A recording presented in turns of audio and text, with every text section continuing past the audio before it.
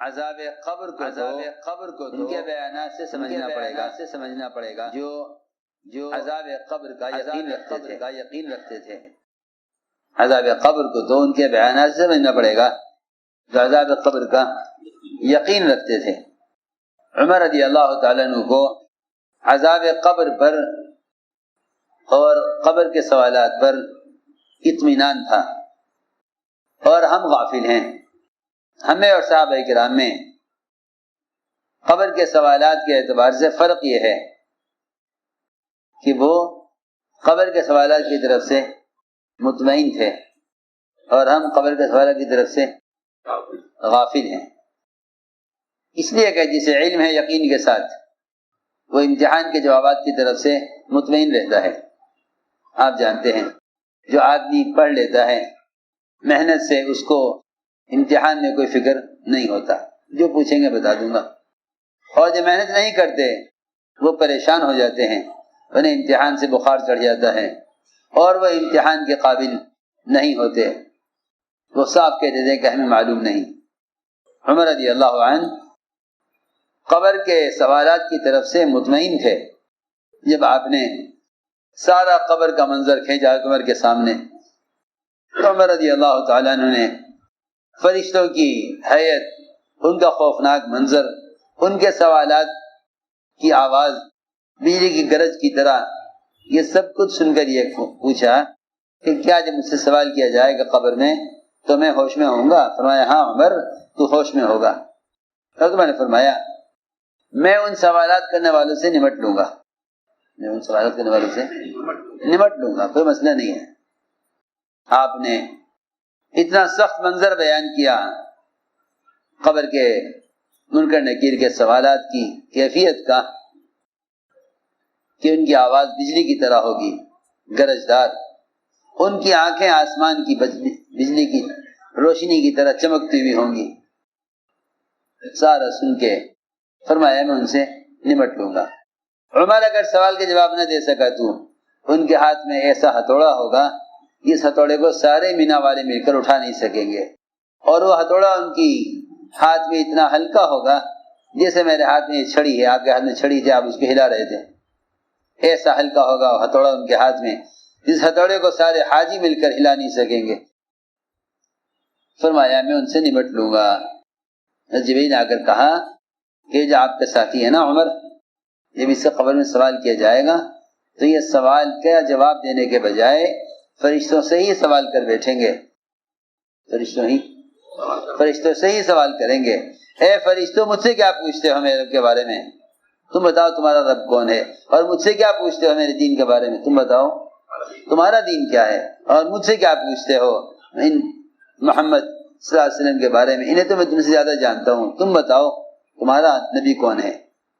فرشتے کہیں گے اللہ سے جا کر کہ اے اللہ سمجھ میں نہیں آتا کہ تو نے عمر کو ہماری طرف بھیجا تھا یا ہمیں عمر کی طرف بھیجا تھا؟ تو نے عمر کو ہماری طرف بھیجا تھا یا ہمیں عمر کی طرف بھیجا تھا؟ سمجھ میں نہیں آتا کہ کون سائل تھا کون مسئول۔ تو میں نے عرض کیا کہ قبر کی ہولناکیوں کو، قبر کے عذاب کو وہی جانتے ہیں جنہیں اس کا یقین ہے، اور وہی تیاری کرنے والے ہیں جو اس کا یقین رکھتے ہیں۔ یہ سمجھتے تھے قبر میں زبان یقین پر چلے گی، معلومات پر نہیں چلے گی۔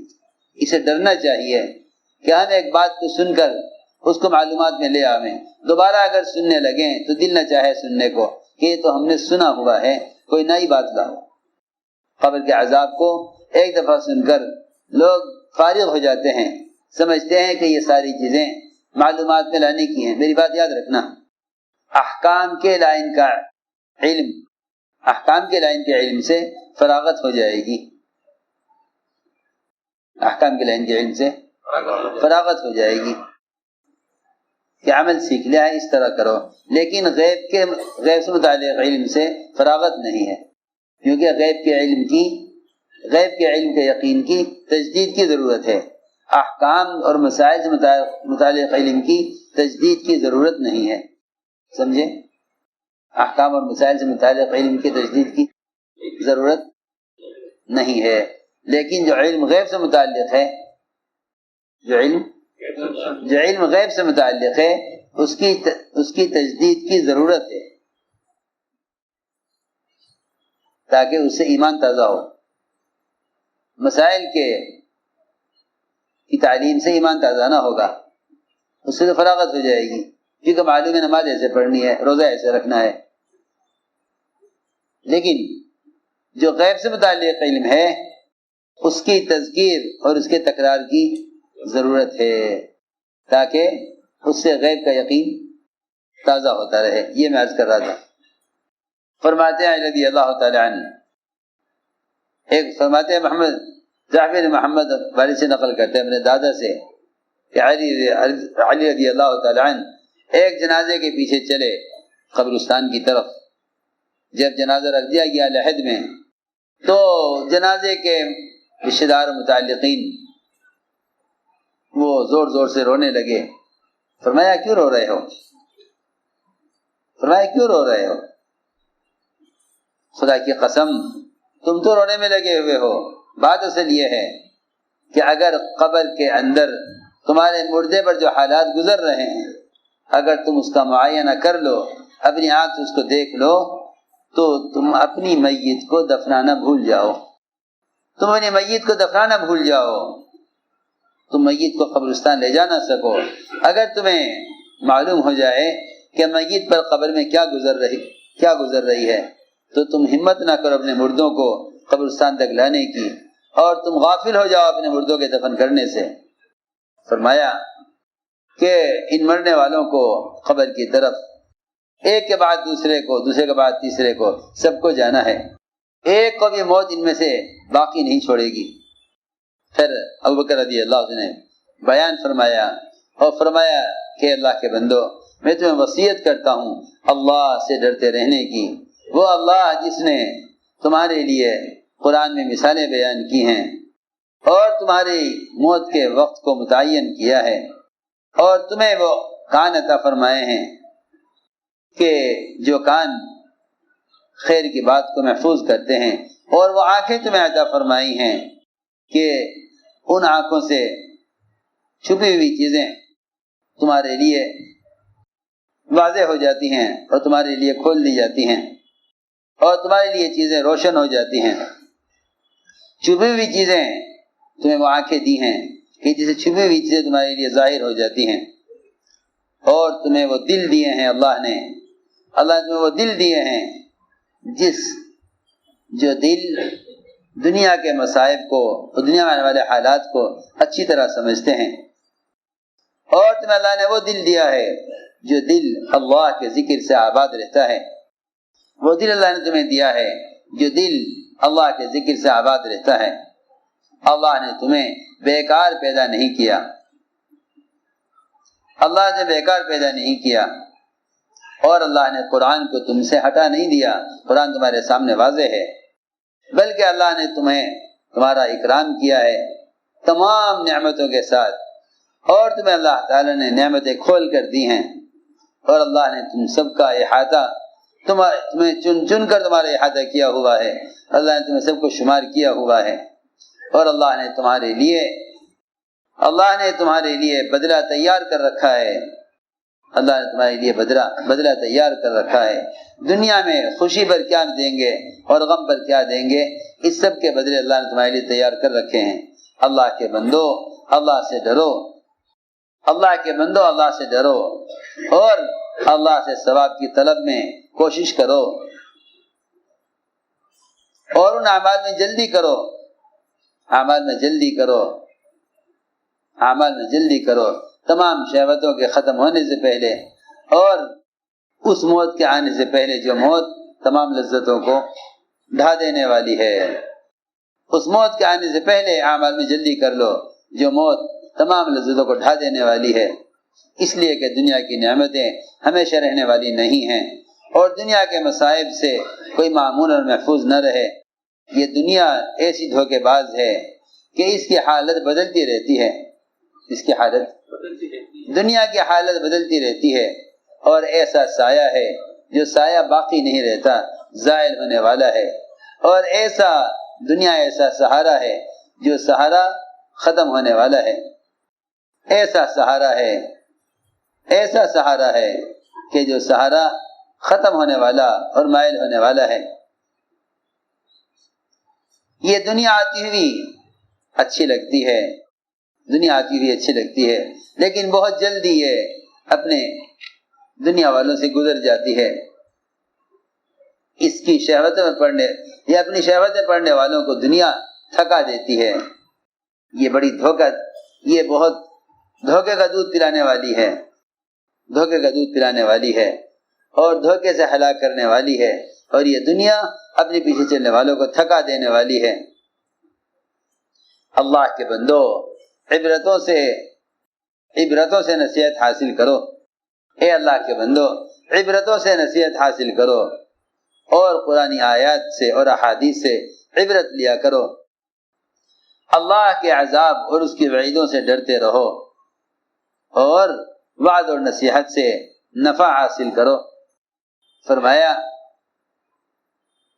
کہ موت تمہارے اندر پنجے گاڑے ہوئے ہے، موت نے پنجے تمہارے اندر موت پنجے گاڑے ہوئے ہے، اور یہ قبر کا گھر تمہیں اپنے اندر سموئے ہوئے ہے۔ اور یہ فرمایا کہ اچانک تم پر وہ موت آ پڑے گی جو تمہارے سارے معاملوں کو ختم کر دے گی۔ ایک سور کے پھونکے جانے پر سارا نظام ختم ہو جائے گا اور ساری قبریں کھول دی جائیں گی، اور اللہ رب العزت اپنی قدرت سے اور اپنی جبوریت سے تمہارا احاطہ کریں گے اور تمہیں حساب کے لیے کھڑا کریں گے اور تمہیں حشر کی طرف ہکائیں گے۔ ہر شخص کے ساتھ ایک فرشتہ ہوگا جو اسے ہکائے گا میدان حشر کی طرف، اور تمہارے اعمال پر گواہ فرشتے موجود ہوں گے جو تمہارے اعمال کی گواہی دیں گے، اور زمین اپنے رب کے نور سے روشن کر دی جائے گی اور اعمال نامے رکھ دیے جائیں گے سامنے، اور انبیاء اور گواہوں کو لایا جائے گا، اور اللہ تعالیٰ ان کے درمیان حق کے ساتھ فیصلہ فرمائیں گے اور کسی پر ظلم نہیں کیا جائے گا۔ وہ دن ایسا ہوگا قیامت کا کہ جن میں تمام شہر اور بلاد اور تمام علاقے کانپتے ہوئے ہوں گے، ڈرے ہوئے ہوں گے۔ اللہ کی طرف سے ایک منادی اعلان کرے گا کہ یہ اگلے کے پچھلوں کے اور تمام مخلوق کی ملاقات کے آپس کے ملنے کا دن ہے، آج کوئی اس میدان سے غائب نہیں ہوگا۔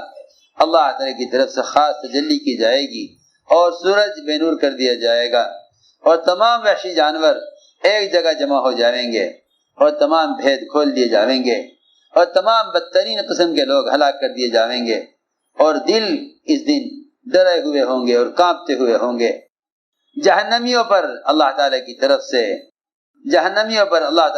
سے ہلاک کرنے والا رعب اللہ کی طرف سے نازل ہوگا جہنمیوں پر، اور رلا دینے والی عقوبتیں اور رلا دینے والے عذاب اللہ کی طرف سے نازل ہوں گے، اور جہنم کو سامنے لایا جائے گا، جہنم کے آنکڑے اور جہنم کے اندر کا شور و شغب، اور جہنم کے اندر اس کے جہنم کے عذاب کا شور اور وہ وعیدیں، اور جہنم کے اندر کی آگ کا جوش اور اس کی آوازیں۔ اور فرمایا کہ جہنم کا پانی کھولا دیا جائے گا اور جہنم کی گرمی کو بڑھا دیا جائے گا۔ اس جہنم میں داخل ہونے والا اسے کہیں سے چھٹکارا نہیں ملے گا، اس عذاب سے چھٹکارا نہیں ملے گا۔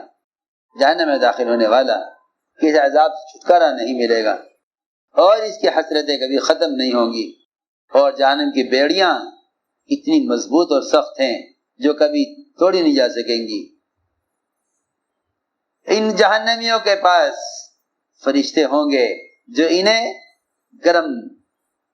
گرم پانی کا اور جہنم کے عذاب کی ان کو خوشخبریاں سنا رہے ہوں گے، اور ان کو گرم پانی میں اترنے کی خوشخبریاں فرشتے سنا رہے ہوں گے کہ گرم پانی کے اکرام کی طرف فرشتے ان کو خوشخبریاں سنا رہے ہوں گے، اور ان کو جہنم میں جلنے اور داخل ہونے کی فرشتے ان کو خوشخبری سنا رہے ہوں گے۔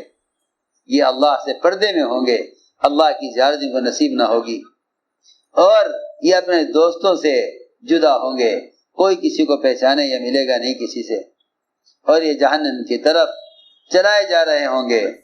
فرمایا اللہ کے بندو، اللہ سے ڈرو، اس بندے کی طرح ڈرو، اس بندے کی طرح ڈرو جو اللہ کے عذاب سے ڈر کر تواضع میں آ گیا اور اپنے گناہ کا اعتراف کر لیا، اور اس نے اللہ کے سامنے سر جھکا دیا، اور یہ ڈر کر اس نے کوچ کر لیا، وَوَجِلَ فَرَحَلَ، ڈر کر اس نے کوچ کر لیا، اور اس کو ڈرایا گیا، اس نے آنکھ کھول لی اور وہ اللہ کے عذاب سے ڈر گیا، اور اس نے جلدی اپنے بچاؤ کا انتظام کر لیا، اور لپک کر اس نے اپنے آپ کو عذاب سے بچا لیا، اور اس نے آخرت کے لیے اعمال آگے بڑھا دیے، اور جو اعمال کا توشہ ساتھ لیا تھا اس توشے کی اس نے مدد لی، اعمال کی مدد اس نے لے لی، اعمال سے مدد حاصل کر لی۔ اللہ تعالیٰ کافی ہیں انتقام لینے کے لیے اور تمہارے گناہوں کو دیکھنے کے لیے، اور اللہ تعالیٰ کی کتاب کافی ہے قیامت میں تم سے جھگڑنے کے لیے، اور قیامت میں تمہارے خلاف دلیل بننے کے لیے، اور جنت ثواب کے اعتبار سے کافی ہے، اور جہنم عذاب اور وبال کے اعتبار سے کافی ہے۔ میں اللہ سے اپنے لیے اور تمہارے لیے استغفار کرتا ہوں، اور جنت ثواب کے اعتبار سے کافی ہے، اور جہنم عذاب اور وبال کے اعتبار سے کافی ہے۔